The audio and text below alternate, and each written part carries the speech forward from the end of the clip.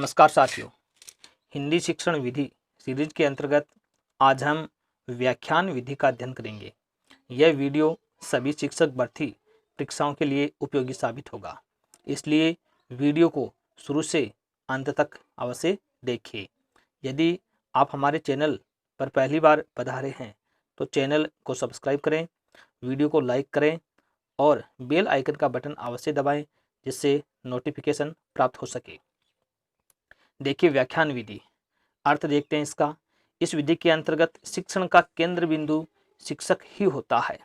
शिक्षक विशेष सामग्री को भाषण के माध्यम से छात्रों के समक्ष प्रस्तुत करता है एवं छात्र सुनते हैं। मतलब इस विधि के अंदर केंद्र में शिक्षक रहता है और जो शिक्षण सामग्री होती है विषय की, एक भाषण के माध्यम से छात्रों के सामने है वो प्रस्तुत करता है। शिक्षक प्रत्येक शब्द को विभिन्न प्रविधियों यानी तरीकों या उदाहरणों के माध्यम से छात्रों के समक्ष प्रस्तुत करता है। यानी जो प्रत्येक शब्द है, जो कुछ वो पढ़ा रहा है, अलग अलग तरीकों और उदाहरणों के माध्यम से छात्रों के सामने पेश करेगा। इस विधि से शिक्षण करने का मुख्य उद्देश्य आलोचना, समालोचना, मूल्यांकन अथवा समीक्षा करना है। मतलब प्रत्येक शब्द वाक्य है, प्रत्येक शब्द का एक तरह से है वो अलग अलग उदाहरणों के माध्यम से उसका आलोचना, समालोचना, मूल्यांकन या समीक्षा शिक्षक करता है। यह उच्च कक्षाओं के शिक्षण के लिए महत्वपूर्ण विधि है, यानी माध्यमिक कक्षाएं होती हैं उनके लिए उपयोगी है। अब इसकी परिभाषा देखिए। जेम्स एम ली के अनुसार व्याख्यान शिक्षण की शास्त्रीय पद्धति है जिसमें शिक्षक औपचारिक रूप से किसी प्रकरण या समस्या पर भाषण देता है। तो शिक्षक का जो भी प्रकरण है उस पर शिक्षक एक व्याख्यान देगा, अर्थात एक भाषण देगा।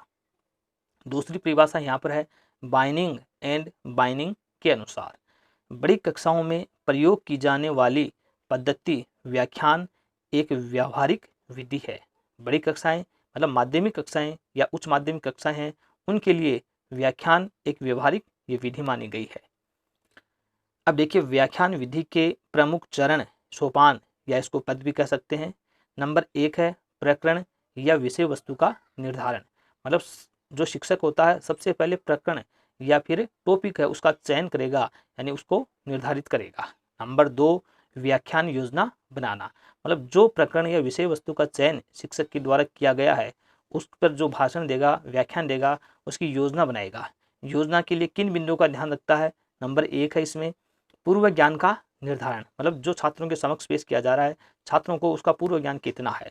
फिर उद्देश्यों का निर्धारण करेगा, पाठ्य वस्तु की रूपरेखा का निर्धारण करेगा, उदाहरणों को स्थान देगा, प्रस्तुतिकरण, सारांश और मूल्यांकन। ये 5 बिंदु हैं। अब देखिए व्याख्यान के प्रकार। ब्राउन महोदय ने व्याख्यान के निम्न 5 प्रकार बताए हैं। नंबर 1 शास्त्रीय व्याख्यान, नंबर 2 अनुक्रमिक व्याख्यान, नंबर 3 समस्या केंद्रित व्याख्यान, नंबर 4 तुलनात्मक व्याख्यान और 5 शोध व्याख्यान। अब व्याख्यान विधि के गुण देखिए। नंबर 1 यह विधि शिक्षक के लिए सुविधाजनक है क्योंकि कक्षा में आते ही शिक्षक व्याख्यान देने लगता है और व्याख्यान पूरा कर कक्षा से चला जाता है। शिक्षक के लिए ये सुविधाजनक है, सरल है, क्योंकि शिक्षक कक्षा में जाता है और अपना जो विषय है या उसका जो प्रकरण है उस पर एक भाषण देता है, व्याख्यान देता है और कक्षा से चला जाता है। नंबर 2 इस विधि से पाठ्यक्रम सरलता से पूर्ण हो जाता है।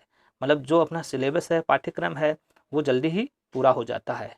नंबर 3 इससे अधिक छात्रों को एक जगह बैठाकर शिक्षण कार्य करवाया जा सकता है, यानी बहुत सारे छात्रों को एक साथ शिक्षण करवा सकते हैं। अब देखिए व्याख्यान विधि के दोष। नंबर 1 यह विधि मतलब इस विधि का प्रयोग केवल उच्च कक्षाओं के लिए ही प्रयोग भी किया जा सकता है, यानी बड़ी कक्षाएं हैं उनमें इसका प्रयोग किया जा सकता है, छोटी कक्षाओं में नहीं। तो इसका दोष या कमी हो गई। नंबर 2 इस विधि में छात्र पूर्ण रूप से निष्क्रिय बने रहते हैं।